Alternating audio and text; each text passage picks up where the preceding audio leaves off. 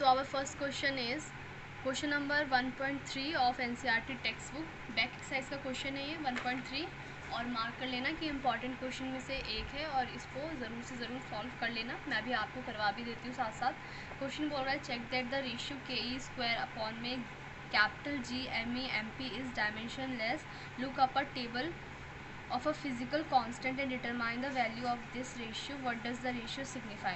So इस question में पहले तो बोल रहा है कि आपको इस रेशियो को चेक करना है कि डायमेंशन लेस है या नहीं। इट मीन्स कि पहले हमें इसको इस तरह से एनालाइज करना है और सिग्निफाई करके बताना है कि ये डायमेंशन लेस है या नहीं। So let's start. पहले हम ये प्रूफ कर देते हैं, उसके बाद जो आगे क्वेश्चन बोला है हम उसको पढ़ के उसको भी सॉल्व आउट करेंगे। सो लोग जो बोला है फर्स्ट क्वेश्चन कि K E square by G M E M P. तो पहले तो देखो के जो है वो होता है हमारा कांस्टेंट।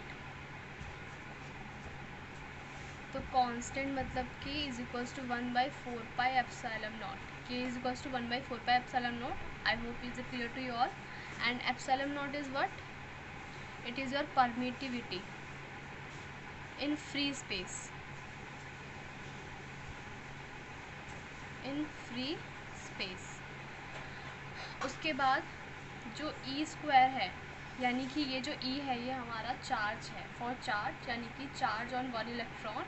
सो इसका जो यूनिट होगा वो होगा कूलम का स्क्वायर, बिकॉज ई का स्क्वायर है। सो कूलम का स्क्वायर होगा यूनिट इसका। और फिर इसका भी यूनिट हम अभी कैलकुलेट कर लेंगे। उसके बाद M E and M P, they are mass of electron and proton. सबको पता है ये दोनों क्या है, mass of electron and proton. So जो ये mass of electron and proton है तो इनका जो यूनिट होगा वो क्या होगा, आपस में जब ये मल्टीप्लाई हो रहे हैं सो इनका जो के जी स्क्वायर हो जाएगा, या फिर आप इनको के जी इंटू के जी करके भी लिख सकते हो। ठीक है। उसी तरीके से जी का जो हमारा यूनिट होता है हम उसको भी लिख लेंगे। सो जी का unit of G is newton metre square per K G square. So and epsilon nought जो के जो है वो तो कांस्टेंट है, लेकिन जो इसमें एप्सिलॉन नॉट होता है यानी कि जो परमिटिविटी इन फ्री स्पेस वाली क्वांटिटी है हमारे पास के टर्म में, तो इसकी जो ऐसा यूनिट होती है वो होता है coulomb square by newton metre square. ठीक है। तो अगर हम के में इस एप्सिलॉन नॉट के यूनिट को अगर पुट करते हैं सो हमारी जो के की यूनिट आती है तो 1/, में ये सब होगा। अगर ये 1/, में होगा तो यानी कि ये जो न्यूटन मीटर स्क्वायर है ये ऊपर हो जाएगा और कूलम स्क्वायर नीचे हो जाएगा। पुट कर देते हैं, यानी कि साफ सीधी बात इसको अपॉन में पुट करना है। Ton as it is, metre as it is, metre का square as it is, and coulomb को -2, बिकॉज ये अपॉन में है तो ऊपर में अगर हम ऊपर ले जाएंगे तो उस पर साइन क्या हो जाएगा, नेगेटिव। ठीक है। उसी तरीके से हमारा जी का जो था वो यूनिट ये आया था, के का यूनिट ये आया है। ई स्क्वायर के लिए हमने कूलम का स्क्वायर लिया है। M E and M P we know कि mass of electron and mass of protons हैं। सो इनके यूनिट्स जो होंगे वो किलोग्राम होंगे। तो जब इनका स्क्वायर किया तो के जी इंटू के जी भी लिख सकते हैं, के जी का स्क्वायर भी लिख सकते हैं। So now put all this value in this ratio. के ई स्क्वायर अपॉन में capital G M E M P. So K की जगह पे हमें रखना है newton metre square coulomb per square, and इसकी जगह पे हमें लिखना है कूलम का square, because E square is what, coulomb square इसका यूनिट है। सबको यूनिट के टर्म में बदल देना है। तो जी जो है वो है newton metre square K G per square. M E and M P are K G into K G. These were units, so we will put in square brackets. ना अब जो भी चीज़ कैंसिल हो रहे हैं आपस में हम उन्हें कैंसिल कर देंगे। सो न्यूटन से न्यूटन गया, मीटर स्क्वायर से metre square. Now we will know कि यहाँ पे सम होंगे -2 + 2 तो 0 हो जाना है, तो ये 0। उसी तरीके से अपॉन में भी यही केस होगा, -2 है और इस पर इनका ऐड होगा 1 + 1 2, एंड -2 + 2 इज़ 0। सो इस तरह से इनमें भी ये चीज़ हुआ एंड हमारे पास 0 हुआ, कुछ भी हमारे पास यूनिट नहीं बचेगा, सब कैंसिल हो गया। So hence prove it is dimensionless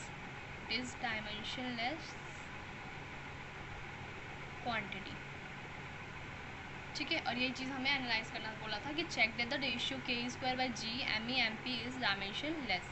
उसके बाद बोला है look up a table of physical constant and determine the value of this ratio, what does the ratio signify. So ये सारी वैल्यूज़ आपको पता चल जाएंगी, या तो आपको गिवन होगा या तो आपको बता दिया जाएगा, या फिर आपको लर्न भी होना चाहिए, क्योंकि आप जितने न्यूमेरिकल सॉल्व करोगे, जितने क्वांटिटीज़ का यूज़ करोगे, उतने ज़्यादा आपके माइंड में सेटअप हो जाएगा इजीली, आपको लर्न करने की ज़रूरत भी नहीं पड़ेगी। So E is equals to 1.6 into 10 की power -90 coulomb, G is equals to 6.6 and 10 की पावर इंटू 10 की power 11 and these were the quantities. Okay, मतलब कि इनकी न्यूमेरिकल वैल्यूज़ एंड क्वांटिटीज़ की। So we will put it in this ratio. So look K square by G M E M P। So K की value है 9 into 10 की power 9, E square मतलब कि जो 1.6 इंटू 10 की पावर -19 है, इसका स्क्वायर करना है, स्क्वायर अपॉन में G की वैल्यू है 6.67 इंटू 10 की पावर 11। यहाँ पे हमें इनके जो ये यूनिट्स हैं इनको पुट करने की ज़रूरत नहीं है, जो इनकी यूनिट्स का वर्क था ये हमने ऊपर कर लिया है। To analyse the ratio is dimensionless और नॉट, और यहाँ पे हमें इसकी न्यूमेरिकल वैल्यू फाइंड करनी है। उसी तरीके से ME का जो वैल्यू है 9.1 इंटू 10 की पावर -31 kg, यानी कि mass of electron, and mass of proton is what, our mass of proton is 1.66 into 10 की power -27 kg. 4 point charges QA is equals to 2 microcoulomb, QB -5 microcoulomb, QC 2 microcoulomb and QD is -5 microcoulomb are located at the corners of square ABCD of side 10 centimeter. What is the force on a charge of 1 microcoulomb placed at the center of the square? So first of all we have to analyze the question properly. So जो ये question है ये 1.6 है back exercise का, and for this solution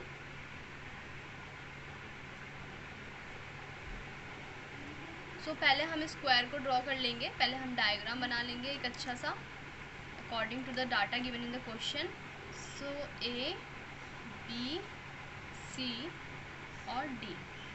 so हर A पे जो है 2 माइक्रोकूलम का चार्ज है, B पे है -5 माइक्रोकूलम का चार्ज, C पे है 2 माइक्रोकूलम का चार्ज, सॉरी -2 माइक्रोकूलम का चार्ज, और B पे है 5 माइक्रोकूलम का चार्ज। नाउ और बोला है कि what is the force on a charge of 1 microcoulomb place at the centre of the square. तो इतना गिवन था, मैंने इतना लिख लिया। उसके बाद बोला है कि 1 माइक्रोकूलम चार्ज स्क्वायर के सेंटर पे रखा हुआ है, तो उस पर कितना फोर्स लग रहा है। तो यानी कि 1 माइक्रोकूलम है और ये इसके डायगोनल, और ये डायगोनल है स्क्वायर का, ये भी डायगोनल है स्क्वायर का, और इस सेंटर पे है हमारा 1 माइक्रोकूलम का एक चार्ज रखा हुआ।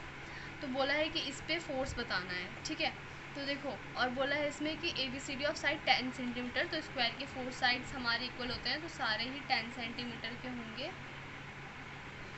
10 सेंटीमीटर 10 सेंटीमीटर। सो अब पहले हम डायगोनल्स के लेंथ को भी पता कर लेंगे।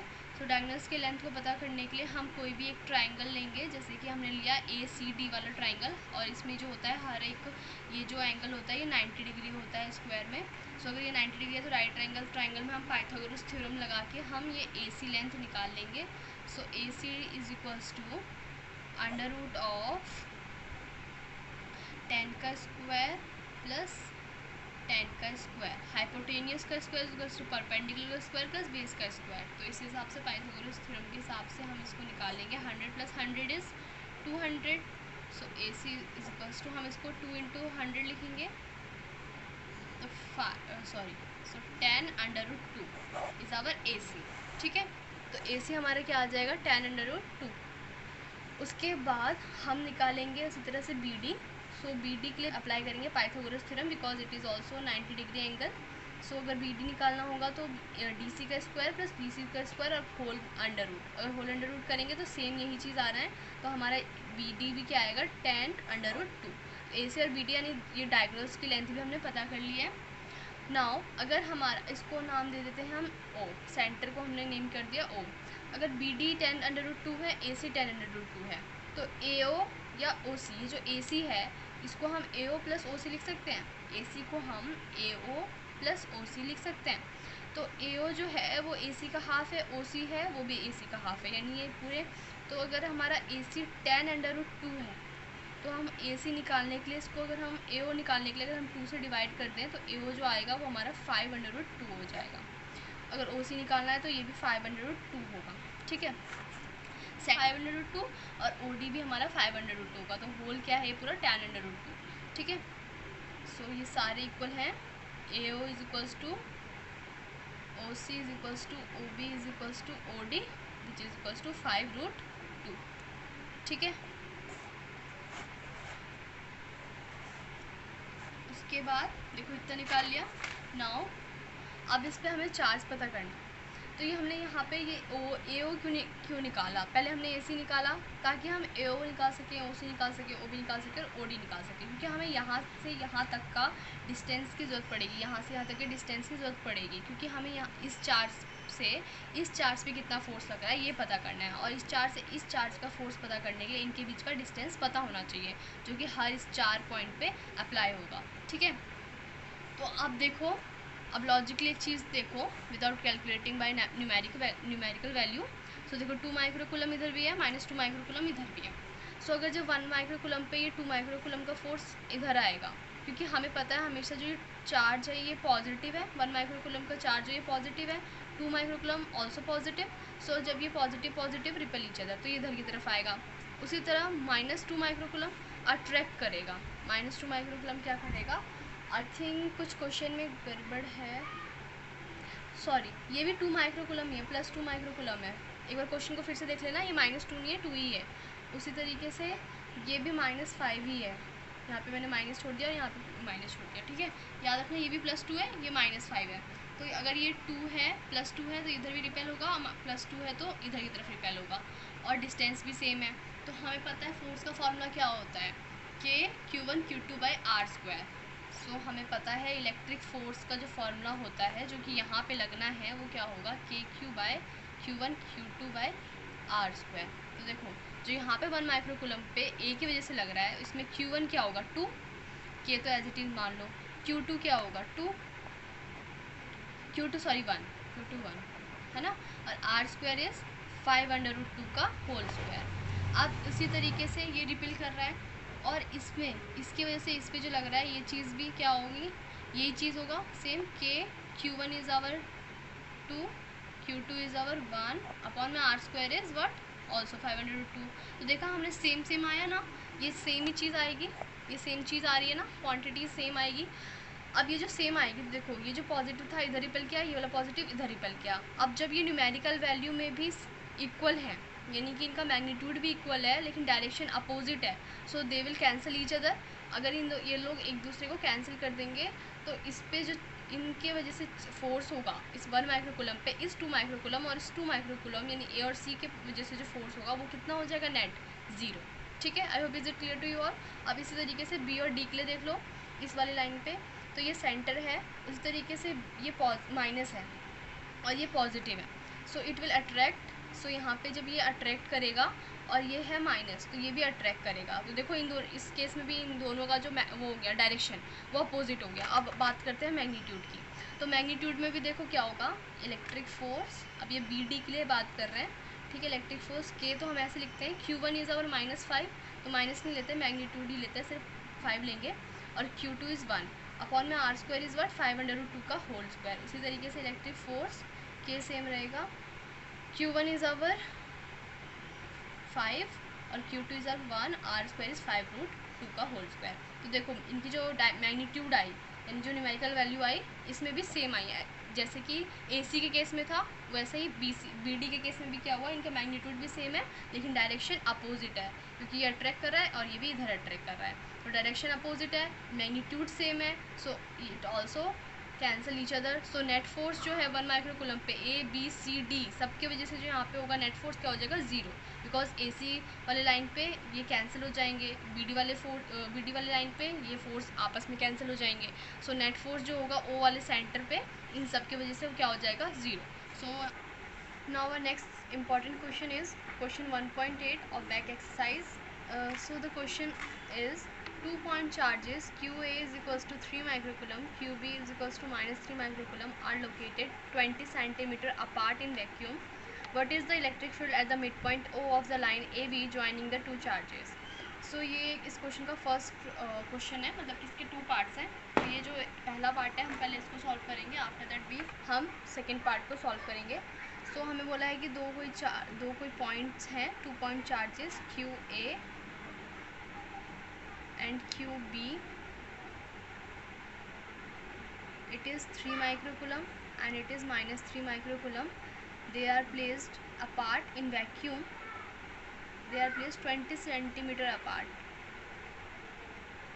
तो इनके बीच का डिस्टेंस 20 सेंटीमीटर हो गया। उसके बाद जो क्वेश्चन पूछ रहा है, what is the electric field at the mid point O of the line A B joining the 2 charges. तो इनके जो सेंटर पॉइंट है ओ, तो बोल रहा है कि यहाँ पे जो इलेक्ट्रिक फील्ड होगी वो बताना है हमको, वो कैलकुलेट करना है।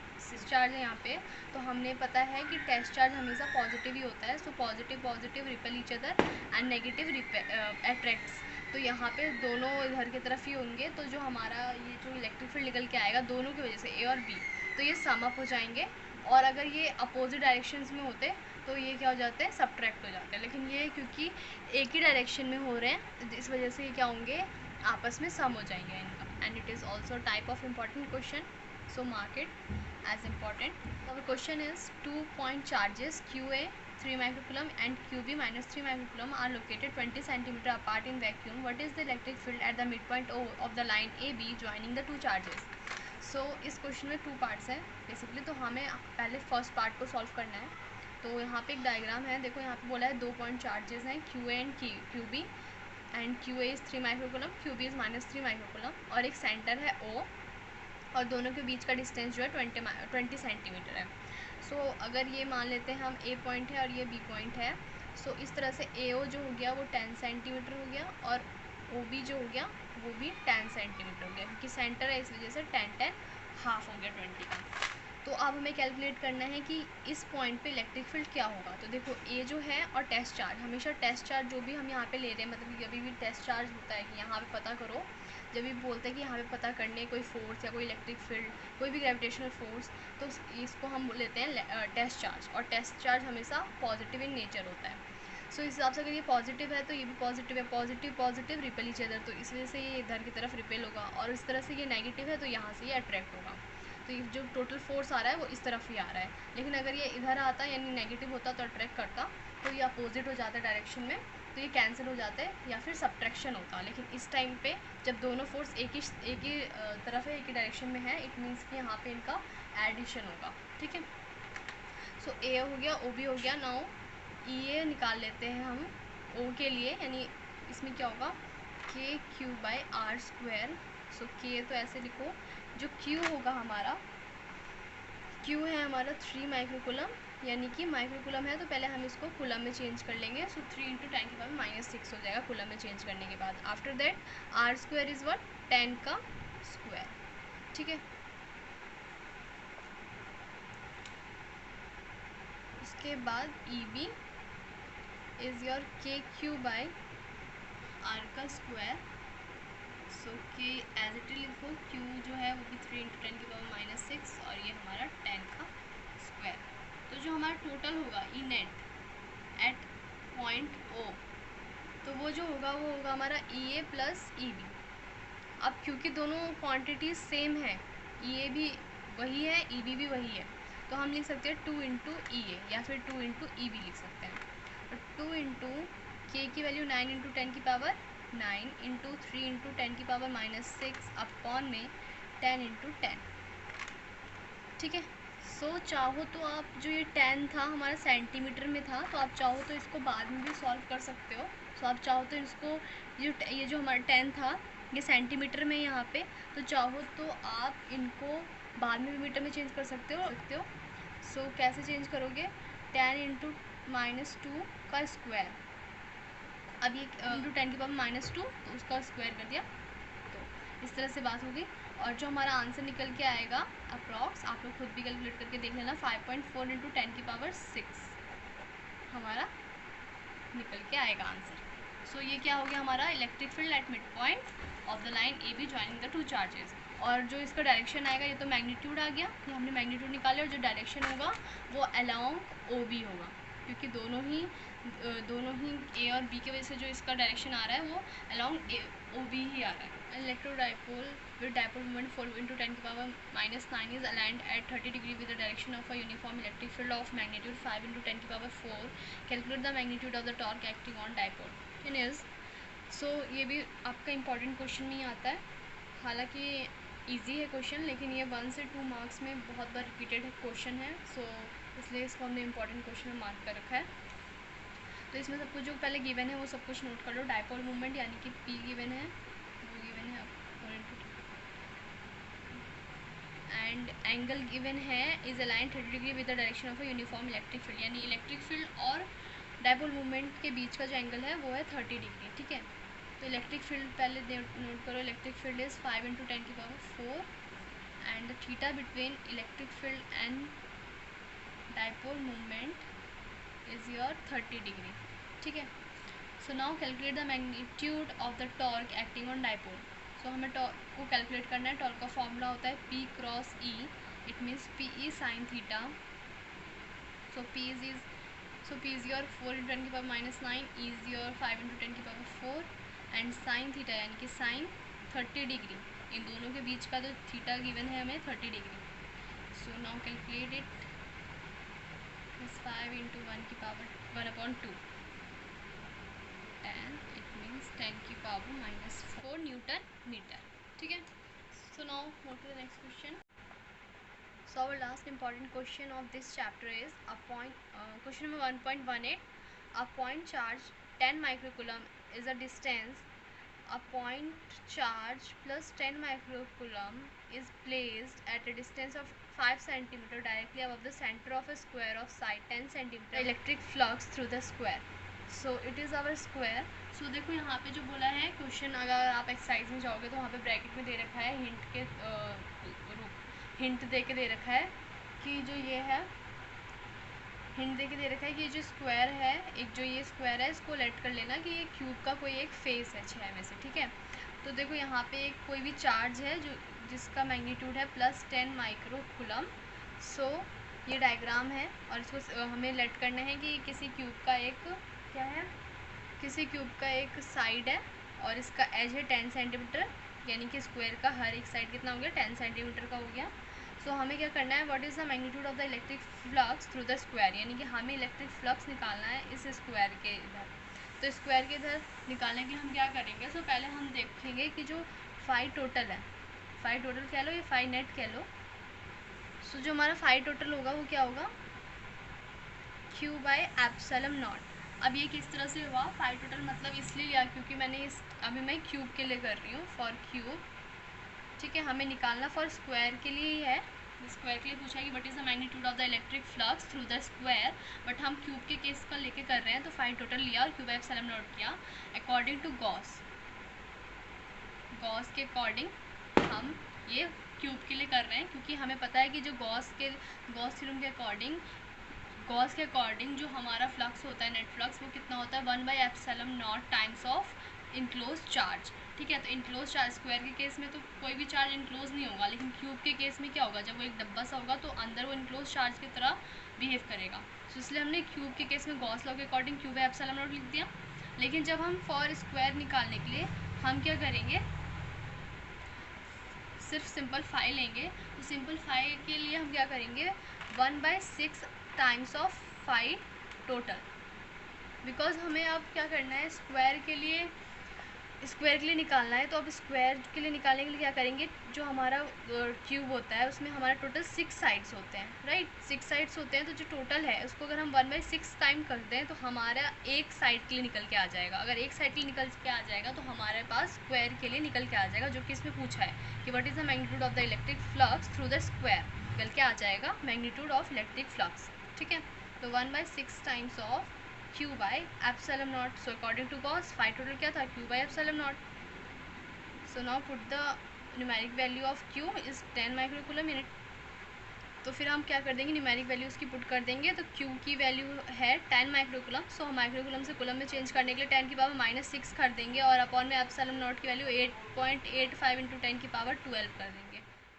So this is all about this video, and if you like this video then please hit the like button and don't forget to share and subscribe to my channel if you haven't subscribed it yet. And thanks for watching.